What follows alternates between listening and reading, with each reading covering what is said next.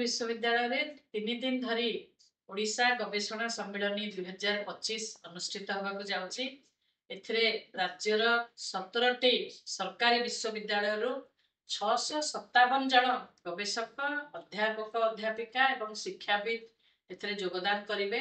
प्रत्येक विश्वविद्यालय कुलपति मानू गोटे राउंड टेबल निमंत्रण करा जायछि।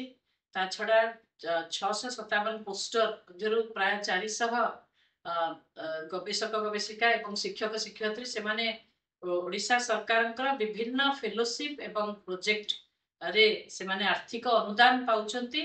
से माने तांकर पोस्टर एवं तांकर जो गवेषणा लब्ध ज्ञान को एठी आसिकी सेठी शोकेस करिवे। ता व्यतीत प्रत्येक विश्वविद्यालय को गोटे गोटे स्टॉल दिया जायछि एवं विभिन्न जातीय अनुष्ठान मान को मध्य गोटे गोटे स्टॉल एठी दिया जायछि।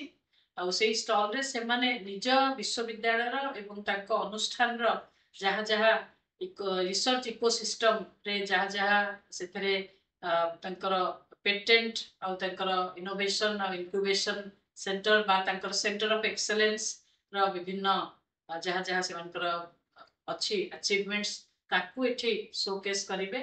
आउ हमर दिल्ली रो आईसीएसआर जोटा Indian council for social science research रो जी member secretary professor Dhananjay Singh टिके डिस्टिंग्विश्ड गेस्ट हिसाब रे आसुचंती एवं हैदराबाद सेंट्रल यूनिवर्सिटी रो vice chancellor professor BJ Rao एठी चीफ गेस्ट अछंती इनाग्रेशन दिन एवं हमर प्रिंसिपल सेक्रेटरी एवं कमिश्नर श्री अरविंद अग्रवाल मध्य डिस्टिंग्विश्ड गेस्ट हिसाब रे एठी जॉइन करिवे। एटा किंतु ओडिशा सरकार एवं डिपार्टमेंट ऑफ हायर एजुकेशन रो गोटे प्रोग्राम एटा पंचम संस्करण ए वर्ष परमपुर विश्वविद्यालय रे होची।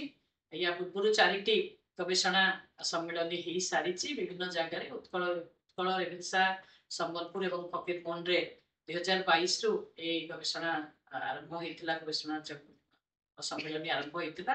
एटा पंचम संस्करण आमे प्रथम थर करी एते संख्यक जो शिक्षक शिक्षयित्री गवेषिका शिक्षक शिक्षयित्री एवं छात्र छात्री मानू आम एठी से गवेषणा लब्ध ज्ञान सुजोग आमको आम दौचु से बहुत आनंदित एवं आम संपूर्ण रूपे से प्रस्तुति कार्य प्राय सरी आसी कहले।